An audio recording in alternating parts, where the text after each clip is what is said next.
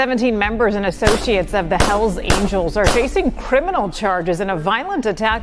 Federal agents allege the outlaws sold drugs, traded firearms, and engaged in insurance fraud and even tampered with government witnesses. We have learned there is cell phone video as well as surveillance video of evidence in this attack. The U.S. Attorney characterized today's raids as historic, the largest federal bust on organized criminal gang activity. Retaliation is common for crimes involving biker gangs.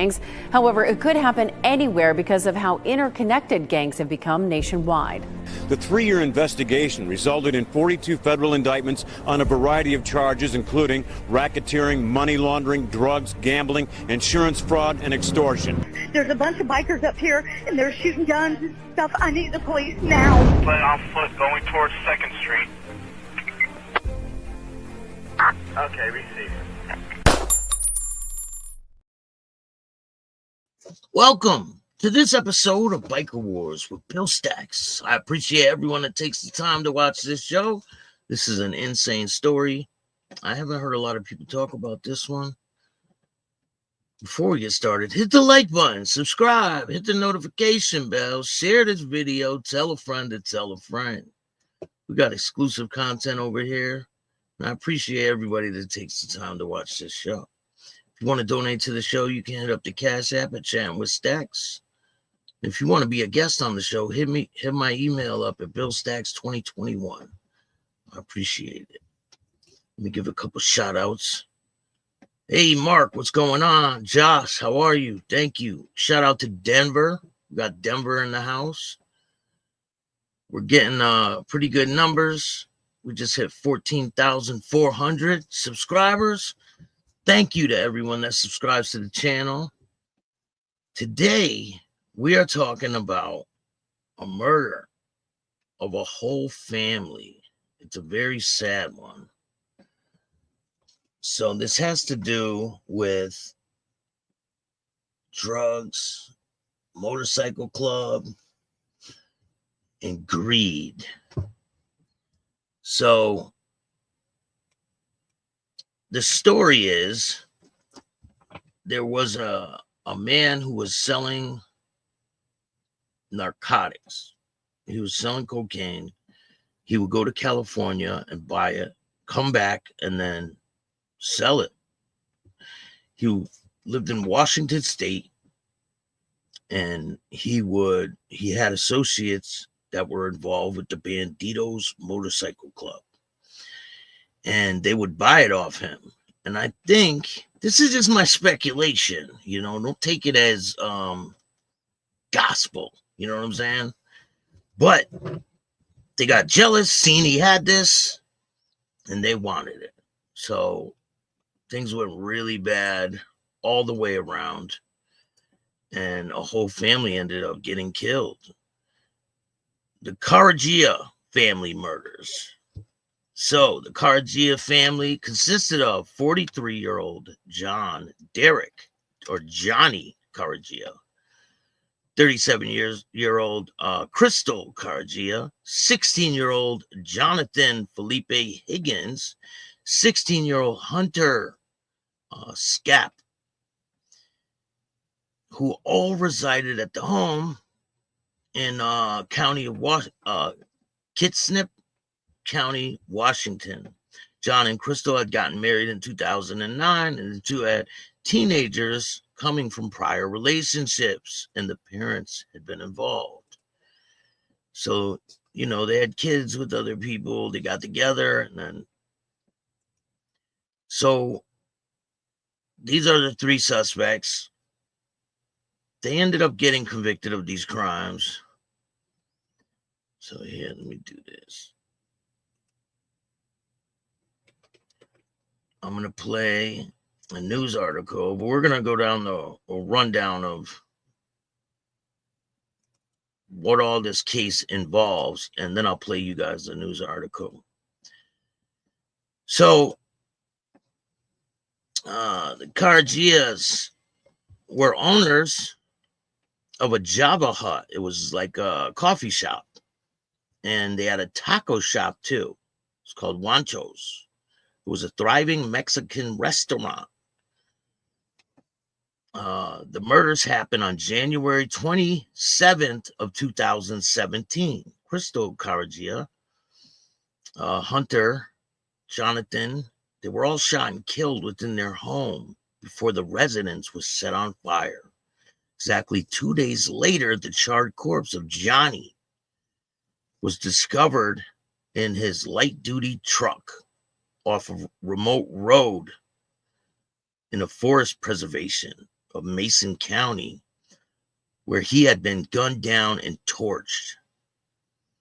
On the night of the murders, Christale Careaga reportedly had some friends over at the residence. Meanwhile, Johnny received a phone call while at the house, and then he went out to meet somebody, telling the family he would return home. Shortly later, Johnny later returned to the premises, but he did not enter the house. One of the guests at the Careaga residence went out to the garage to check up on him, only to hear three men talking in loud voices. As the killings were taking place, police in Bremerton, Washington, received a phone call from Hunter Schaap, who informed 911 emergency dispatchers that he and his family had been shot, begging them to hurry over to the house. The phone line subsequently went dead, and Hunter was smothered with a pillow before being fatally shot in the head. When responders later arrived at the Careaga home, they found the residence premise burning down in flames, with the bodies of Christale, Hunter, and Johnathon all lifeless. A few days later, on January 29th, Johnny Careaga was discovered dead in his burnt Ford F-150 pickup truck on an abandoned remote tree farm in Mason County, Belfair, Washington. A property caretaker, this said farm, told investigators that Johnny had been on the lot earlier in the day, only without his truck. According to the Kitsap County Fire Marshal's office, fire log, likely soaked in some type of accelerant, had been placed on the beds of the opposite ends of the home after Christale, Hunter, and Johnathon all died. Large rocks were then thrown through the house windows to fuel the flames. When investigators examined the crime scene, they uncovered about $50,000 in cash stowed away in a strong box with a money bag in the master bedroom containing $7,000. So it's $57,000. Now, the motive for the murders, the quadruple homicide of the family of four, is said to have been the result of a dispute between Johnny and the perpetrators over illicit drug sales. He was a apparent target of an attack, according to law enforcement investigative efforts. Johnny was a regular, bringing back a kilogram of cocaine from California every few months to sell it for the profits. Detectives in Kitsap County Sheriff's Office, in conjunction with the FBI special agents, have come up with a conclusion that members and associates of the Bandidos motorcycle club had been involved in the slaying of the Careaga family. The Bandidos MC is the self-proclaimed one-percenter motorcycle club with global presence, and they have a long-standing history of involvement in organized crime as well as other unlawful activities, including drug trafficking and murder. Some of the customers brought cocaine from Johnny and were members of the Bandidos motorcycle club. One of Johnny Careaga's close friends started selling the cocaine he transported from California to Robert Bobby Watson III, a fully patched member of the Bandidos motorcycle club. It's not known whether Watson purchased the cocaine from his own personal use or to resell it for profits of it. The friend of Johnny's eventually decided to put a stop to the selling, placing Johnny into direct communication with Bobby Watson III. As a subsequent result, when Johnny wound up taking up his routine trip down to California after this incident, Watson would follow closely behind him, ultimately causing an intense verbal argument between the men. Robert James Watson III, Bandidos Motorcycle Club, Bellingham Chapter Vice President, Robert Bobby Watson III, had been described as an alleged mastermind behind the slayings. When he asked by fellow club members about his involvement in the Careaga family murders, Bobby Watson would replay with different in the responses. The president of the Bandidos chapter condemned the crimes and cooperated with law enforcement investigators, expressing his disapproval towards any club member that would kill women or children. Johnny James Watson, Bremerton resident Johnny Watson, is the younger brother of Bobby Watson. Unlike his brother Bobby, however, Johnny's Watson was not affiliated with the Bandidos Motorcycle Club. Danie Kelly Jr. was a hang-around associate of the Bandidos Motorcycle Club who prospected membership was proposed by Bobby Watson. He was seen in police surveillance video wearing a Bandidos MC supporter apparel. Kelly had once had a close relationship with Johnny Careaga, even going as far as to serve as his best man in his first wedding.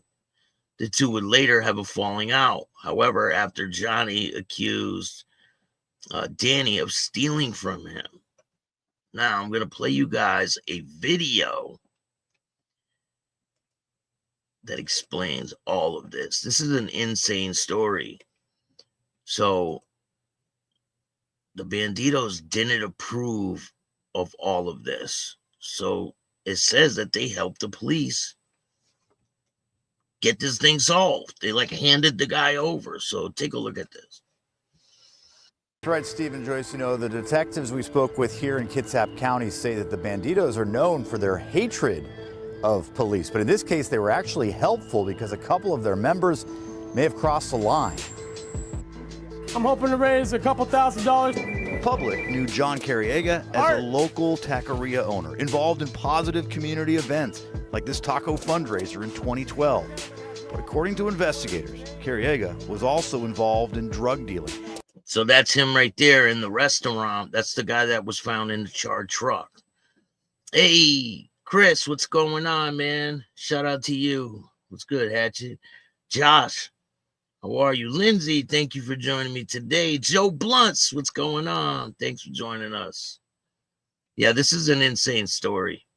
And had customers who were members of the Bandidos Motorcycle Club, including two of the suspects arrested yesterday, Danie Kelly Jr. and Robert Watson III. According to Kitsap County investigators, the Bandidos are one of the largest motorcycle gangs in the country, known for drug dealing, violent crimes, and a dislike of police. An entry-level member is considered a hangaround. Hey, Hap, how are you? Can be promoted to prospect if they fulfill all requests of their mentors. Detectives say Kelly got promoted to prospect after the killings by his sponsor, Watson III, who was then vice president of the Bremerton Bandidos. Isn't that crazy? He's involved with this murder of a whole family, women and children, and he gets bumped up to prospect from hang around? That is insane. But then the other people that are involved in the club, they're like, nah, we're not a part of any of this. And they condemn what happens. When they're asking for something to be done, it is generally expected that a hangaround or even a prospect would do those acts. Lead Detective Lisa Gundrum does not consider the Careaga killings gang-related. She said local Bandido members were actually cooperative with police, even the club's president, letting detectives know Watson III supposedly showed up to someone's house hours after the killings without any pants, and that Watson had allegedly changed his stories about his involvement with the family's murder. They have a sense of loyalty, and they want to defend and obviously protect their brothers, but they won't stand. Again, this is what I was told. They won't stand for a member who kills children and women. According to detectives, not long after the killings, anonymous tips started coming in suggesting that the Bandidos might have had something to do with all of this. And not long after that is when police say the Bandido president and his attorney showed up here at the sheriff's office willing to help.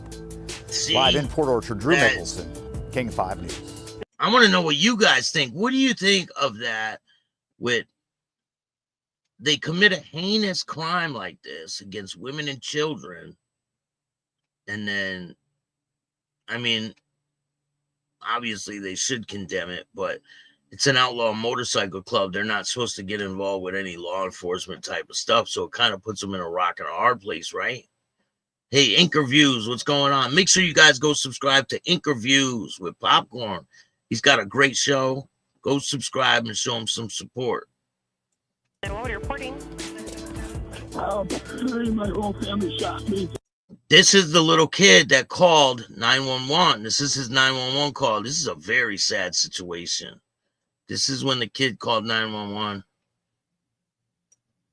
Family shot me too. Today, a big break. My whole family shot me too. Today, a big break in the road toward justice. Multiple arrests in the murder of a Kitsap family. A desperate 48-second phone call by a 16-year-old boy pleading for help. Hey, someone here with a gun. I don't know if you need to come now. The call ends. Later, a home found burning with 3 bodies inside, a woman and 2 boys. 2 days later, a father found dead inside his burned-out truck. Every day that goes on, the longer this takes, it's just harder. This burden does not get lighter. We deserve justice. They deserve justice. Those boys deserve. You see, some time went by and they didn't know how long. They didn't, like, a bunch of time went by and they didn't know who did this. You always have the best topics. I look for some pretty good stories to explain to the people. I like sharing these crazy stories. Justice. And finally, the wheels of justice are turning today in the murder of the Careaga family. Thank you for joining us for the news at 5. I'm Hannah Kim. And I'm Jamie Tompkins. 3 people have been arrested for the quadruple homicide. 2 of them reportedly members of a motorcycle club. We have team coverage tonight. Steve Higgins has details on the investigation step by step. But first, we had to anchor David Rose, who spoke with family members today. David, how are they reacting to this?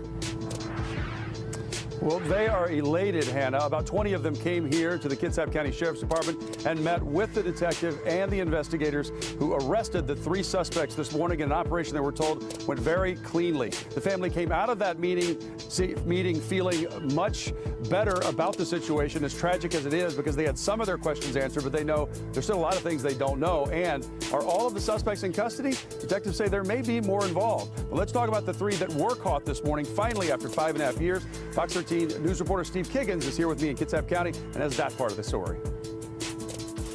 David, this was a very sudden end to this years-long investigation, but by this morning, 3 suspects, 2 of them here in Pierce County and another, 2 of them here in Kitsap County and another down in Pierce County, all arrested, and they had to coordinate it, so where all 3 were arrested just within hours of each other. It's been a long road. We've never given up. Our detectives have poured blood, sweat, and tears into this case. Lieutenant Ken Dickinson from the Kitsap County Sheriff's Office spoke with a grin on his face, pleased to share the news. A case that once ran cold might finally be coming to a close. These are the types of people we need to get off the street. So the case went cold. They didn't know who did this. And these people got away with this for a while. It's crazy. My whole family shot me too. These were 16-year-old Hunter Schaap's last words on a call to 911, pleading for help on January 27, 2017. Who did it? Someone here with a gun. I don't know if you need to come now. The call lasted less than a minute. When first responders got to the Careagas' home, they found the building on fire. And when the flames were doused, 3 bodies were discovered inside. 16-year-old Hunter Schaap, 16-year-old Johnathon Higgins, and 37-year-old Christale Careaga. But her husband, 43-year-old Danie Kelly, was nowhere to be found. Someone spotted his truck, also scorched by fire, along a remote North Mason County road some 3 days later. What do you want to bet that when this happened, they found them bodies in the house, like the woman and the two kids? They thought this guy did it. They probably thought he was a suspect. I guarantee you that's what happened. When they found this whole family dead, they thought this guy was the suspect. And then they find his truck and he's burned. Did you know if the guys arrested are still alive? Yeah, they're still alive. They're in prison. All of them were arrested and convicted. Johnny's body was Hey, Maureen, how are you? Thanks for joining me. Mike Tyson, what's going on? Investigators shared new information seeking the public's assistance. This surveillance video, released by investigators in June 2017, showed this man, who they called a person of interest. The video was taken inside a Target store 12 days before the murder. Police identified the man as 39-year-old Danie Kelly, shown wearing attire connected to the Bandidos motorcycle club. That's when investigators pled with other club members to come forward with information about those murders, but the case grew colder with each passing month until now. 4 years later after the video was released, 4 years. 3 men are under arrest. 4 years later it took for this to be all straightened out. And they were sentenced to life without parole, first-degree murder.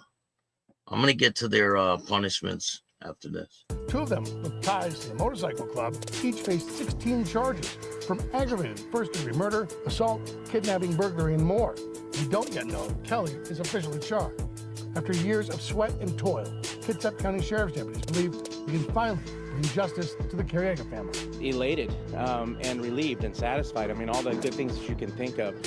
This is the result of years of tremendous hard work on the part of so many people to finally bring some measure of justice, or at least begin the process of that for the Careaga family. Now, there's still much to learn exactly how all 3 of those arrests happened earlier today and the direct lead-up of those arrests. We're going to learn much more tomorrow. A detective working on this case mentioned the probable cause documents for each of these suspects is 50 pages long. Now, each of these suspects are being held here in jail on $20 million bail each, likely to be arraigned tomorrow. $20 million bond. Steve, thank you. Kitsap County Sheriff's detectives also worked with the FBI. This was an intense investigation that was very detailed. They were dedicated and not going to give up. Some family members were frustrated at how long it took, but the prosecutors saying they wanted to delay the trial because of COVID until they could have a jury trial, which they now can have. So they served those warrants and arrested those 3 suspects today. One of the people that our viewers have connected with over the years is the mother of Hunter Schaap, Carly Schaap, because she has made so many tearful pleas, and her pain has just been palpable every time she talked, asking for somebody to come forward. It worked. Detectives say they did get tips from the public to assist in this case. So today, after she spoke with investigators, I talked with her about how she's doing. I'm happy that there's going to be some answers. I'm happy that, we've been waiting over 5 years for arrests to be made, so this is a huge step in the right direction. Yeah. A huge step. Will you be in court tomorrow? Absolutely. Yeah. Did you learn anything today that you didn't know that might provide some answers for you? I think a lot of it was answered for me today, and some things were. I got some answers, and unfortunately,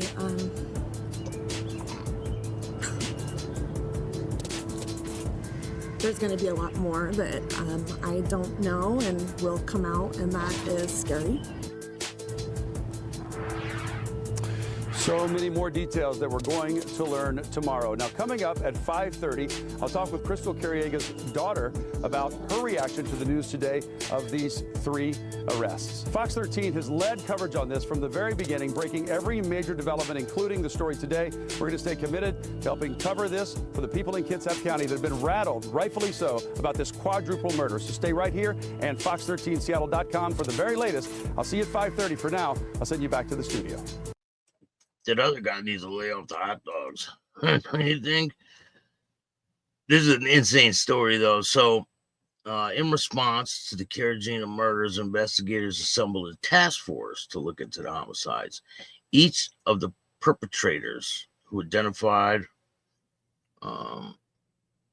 were booked into county jail. The arrestees were incarcerated on 16 different felony charges. Among those are aggravated murder, arson, and burglary. They all pled not guilty to the charges. Judge ordered them held without bail on a $20 million bail for possession of firearms, alcohol, and drugs.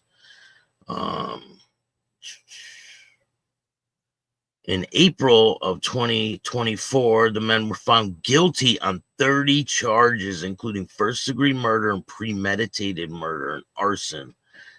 And on May 7th, 2024, they were all sentenced to life without parole.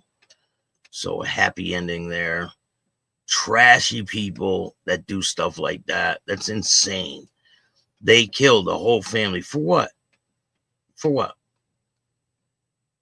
For some drugs? Like, crazy. This morning, the start of closing arguments. And they didn't even get the money. They didn't get the money. There was $57,000 they left in the house.